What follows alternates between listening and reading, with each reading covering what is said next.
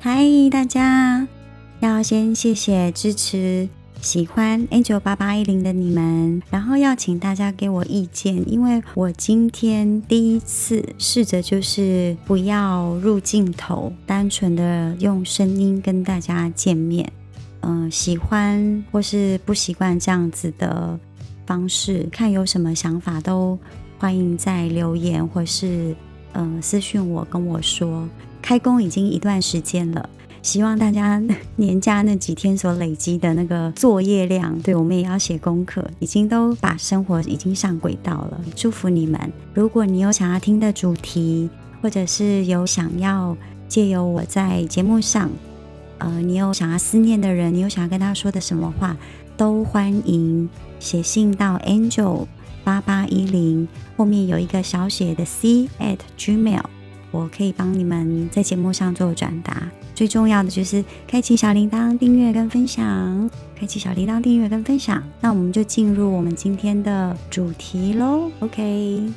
我今天想要跟大家聊的是独立、依赖跟依附这件事情。会想要聊的原因是因为我们从小大部分都会被灌输要独立、要自主这样子的思考模式或是学习的方向去套在我们的身上。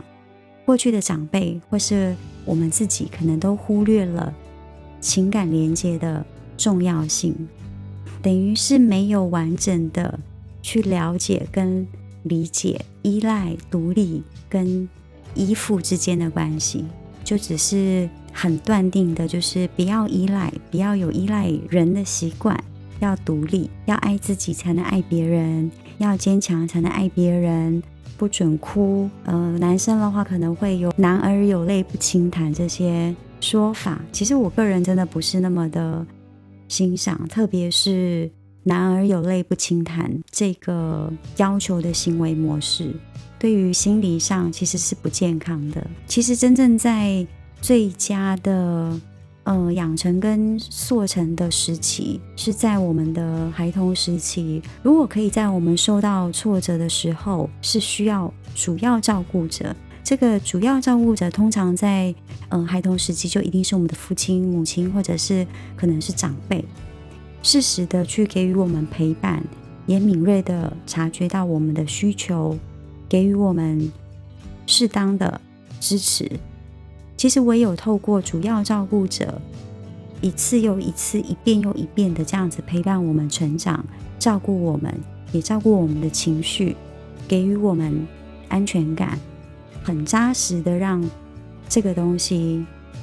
生根，才有可能发展出健全的照顾自己的能力跟比较完整的人格。通常如果是这样子的状态，它可以延伸到长大之后，他的状态都会是很稳定的。那缺乏安全感的人，在我们的孩童时期没能被满足，他也没有办法从关系当中去正确的学习跟获得安全感这个东西。其实对他来说，把自己照顾好这件事情，他们会比较容易只是维持着日常生活的状态，都是勉强还可以的状态，甚至是他是勉强去撑住自己心灵，其实是非常没有安全感。他尽量不去显于外，在表象上被人家看见或是被人家发现。那当然也有少部分的人，他是会表现的症状会非常的明显。那像这种人的依附形态，它大部分也是属于不安全的依附状态。这个是他个人的那个剥离感，所谓的那个剥离是指那个剥是掉落、剥落的那个剥离感，等于是他跟人，他对于关系的安全感，或是对于粘着度这个东西是非常不信任的，甚至不知道那是一个什么样的感觉。不安全依附的人，其实跟忧郁症也会有比较高度的相对关系，连生活品质也会比较容易比较差，就是相较于安全依附者来做比较的话，忧郁症跟生活品质其实都会是有一些对等的关系。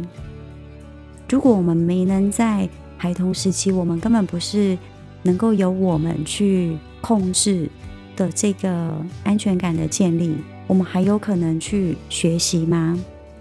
其实是可以的。如果今天能够有一个人，不一定是男朋友或女朋友，就是有一个人，也可以是朋友，也可以是一个你出了社会，在职场中可能很比较敬重的长辈都可以，有一个人能够陪伴着我们，或是他们在有需要的时候，这个人他就是那么稳定的、坚定的，也肯定的，他就是会在那里，他不会不见。在他们或是我们有危机或是需要的时候，也能够察觉到他们的波动，就是情绪上的波动，然后给予支持。如果是可以这样子的话，是真的可以协助到他们慢慢学习，这是一件很棒的事情，可以让他们知道什么是幸福感，让他们学习到，让他们感受到，提升他们生活中的心灵品质。那如果真的要把它应用在两性的关系上，就是情感上的话，有方法的。假设我们今天不安全依附者，通常这样子的人，他的情感上或是感情上，他会相对的都会比较不稳定。但是如果能够透过伴侣的陪伴者、不安全依附者去学习，然后去察觉自己的情绪，用适当又正确的语言跟情绪去表达自己内心的状态。比方说，我想一下，比方说，当他的那个不安全感又油然而生的时候，或许可以试着把你都不理我，等于你不爱我了，或者是你是不是不爱我了，去把它正确的转换成因为你没有跟我联系，这样子会让我很焦虑。用正确然后适当的情绪跟语言去做表达，然后反过来，另一方他是一个安全依附者，但是我们也不曾被教导过如何去面对不安全依附者的反应跟情绪，在不知道如何处理的情况下，就会不自觉的产生逃避。那其实你也可以去说出你内心的脆弱，以及比较正确的表达。比方说对，这个是内心的感受，就是你的或是我的那个安全防护网还不曾延伸或者是庇护过其他人，所以跟你的接触太频繁，也会让我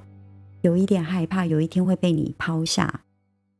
用这样的方式去表达，去取代疏离对方，或者是不敢跟对方太亲近的方式，去表现你的其实你也是恐惧的这种方式。透过这样子彼此的方法，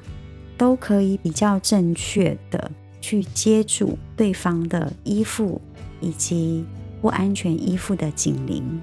那不安全依附的不安全感，它其实真的是有机会提升，然后去学习成长安全感、幸福感到底是什么。那我们回到一开始说的独立这件事情，要独立，够独立才能去爱别人。如果只是单一方面的去做这样子的论述，你一定是曾经被灌输，或者是不断的自我灌输你过去的经验。没有人会爱我，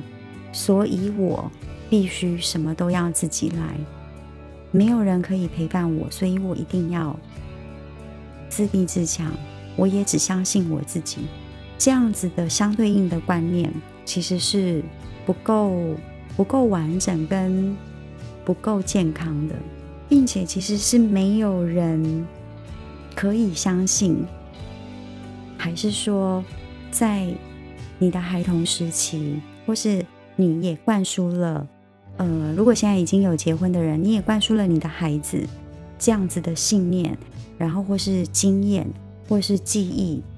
就是一直在接受这样子的讯息，